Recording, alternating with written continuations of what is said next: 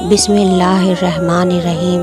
شروع اللہ کے نام سے جو بڑا مہربان اور نہایت رحم کرنے والا ہے۔ رات کا وقت ہے۔ یزید لعنتی کی آنکھ کسی کے رونے اور بین کرنے سے کھل جاتی ہے۔ گہری نیند خراب ہونے کی وجہ سے لہجہ غضبناک ہو جاتا ہے۔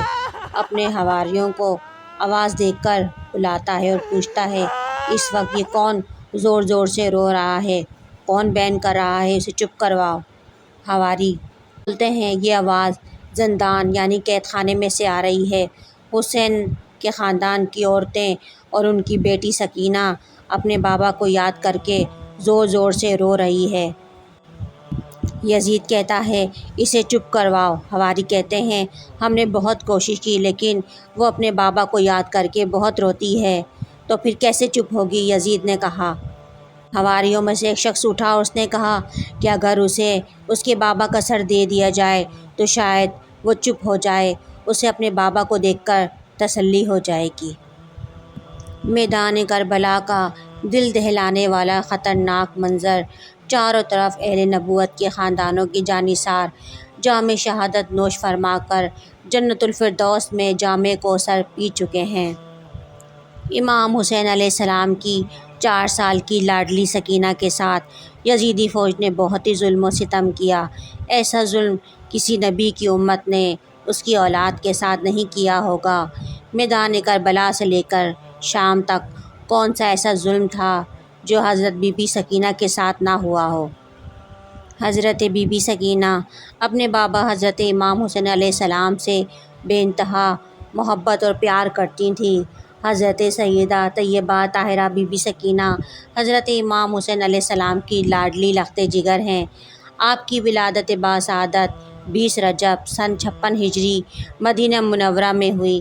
حضرت امام حسین علیہ السلام فرمایا کرتے تھے، پیاری سکینہ میری نماز شب کے بعد کی گئی دعاؤں کا پھل ہے۔ سکینہ کے معنی قلبی و ذہنی سکون کے ہیں، لیکن گلشن رسالت کی اس پیاری معصوم شہزادی کی عمر صرف 4 سال ہی تھی جب سانحہ کربلا پیش آیا۔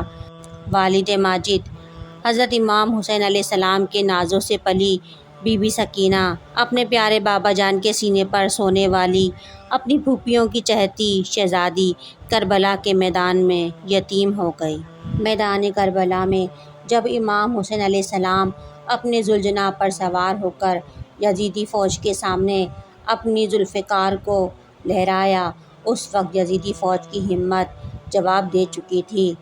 آپ کا سامنا کرنے کی ان میں ہمت نہ تھی۔ یزیدی فوج کے سر پر آپ علیہ السلام کی دہشت سوار تھی۔ میدان کربلا میں فوج کے سر آپ علیہ السلام کی ذوالفقار سے ایسے کٹ رہے تھے جیسے کوئی گاجر مولی ہو۔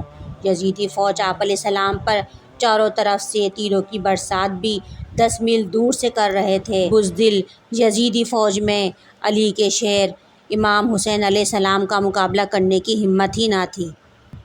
تیر لگنے سے آپ علیہ السلام کا جسم زخموں سے چور چور ہو چکا تھا، لیکن اب بھی آپ علیہ السلام کی ہمت قائم تھی۔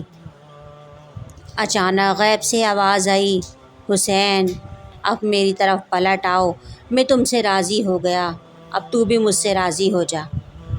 آواز آنے کی دیر تھی کہ آپ عالی مقام علیہ السلام نے اپنی ذوالفقار کو نیام میں ڈال دیا۔ جب یزیدی فوج نے دیکھا کہ آپ علیہ السلام نے اپنی تلوار کو نیام میں ڈال دیا ہے تو انہوں نے چاروں طرف سے آپ کو گھیر کر آپ پر حملہ کر دیا۔ سنان بن انس نے ایسا سخت نیزے سے وار کیا جس کی وجہ سے آپ علیہ السلام ذوالجناح سے گرنے لگے۔ اتنے میں بدبخت حرملہ نے امام حسین علیہ السلام کی پیشانی پر مارا، جس کی وجہ سے آپ علیہ السلام گھوڑے سے زمین پر گر پڑے۔ جب آپ علیہ السلام گھوڑے سے زمین پر آنے لگے تو میدان کربلا کی زمین ہلنے لگی، ہر طرف زلزلہ رونما ہو گیا، زمین کی ہر چیز تیزی سے ہلنے لگی، آسمان کانپنے لگا۔ آپ علیہ السلام کا سر مبارک اللہ رب العزت کے سامنے سجدہ ریز تھا کہ بدبخت شمر نے آپ کا سر جسم مبارک سے جدا کر دیا۔ کربلا کی زمین آپ کے خون سے رنگین ہو گئی، آسمان سرخ ہو گیا، شام غریبہ ہو گئی۔ یزیدی فوج میں خوشی کے شادیانے بجنے لگے۔ فوج نے خیمے والوں کو لوٹنا شروع کر دیا، خیموں کو آگ لگا دی۔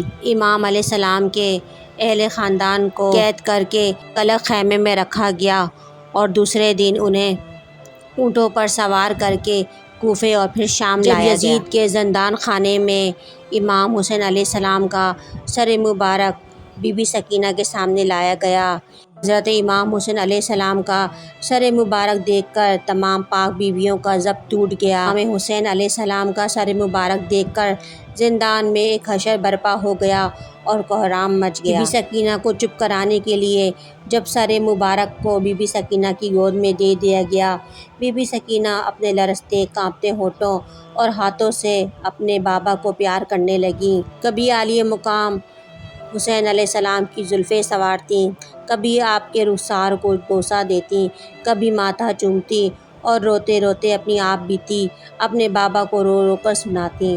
سکینہ بی بی کہتیں، بابا ہمیں ان لوگوں نے بہت ستایا ہے، انہوں نے ہمیں بازاروں میں ننگے پیر پھرایا، شمر نے میرے سارے گوشوارے چھین لیے، شمر نے مجھے بہت رلایا ہے، ہمیں قید میں ڈال دیا۔ بابا یہاں میرا دم گھٹتا ہے، آپ کہاں ہیں؟ مجھے یہاں سے لے جائیں۔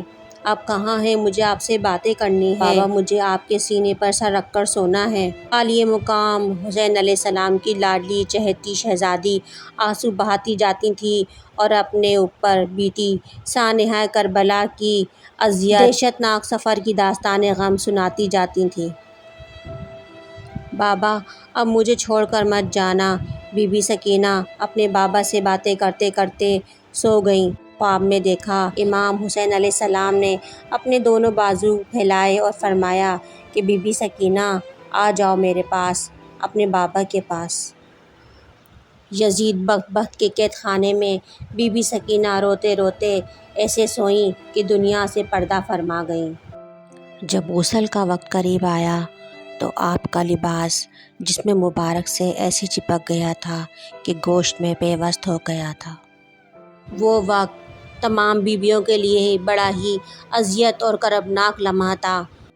غسل دینے والوں کی صرف دل ہی نہیں روح تک کانپ گئی، کیونکہ بی بی سکینہ سلام اللہ علیہ نے میدان کربلا سے کوفے اور شام تک اسی ایک جوڑے میں ہی سفر کیا تھا۔ پاک بیویوں سے یہ اذیت، یہ تکلیف دیکھی نہ گئی۔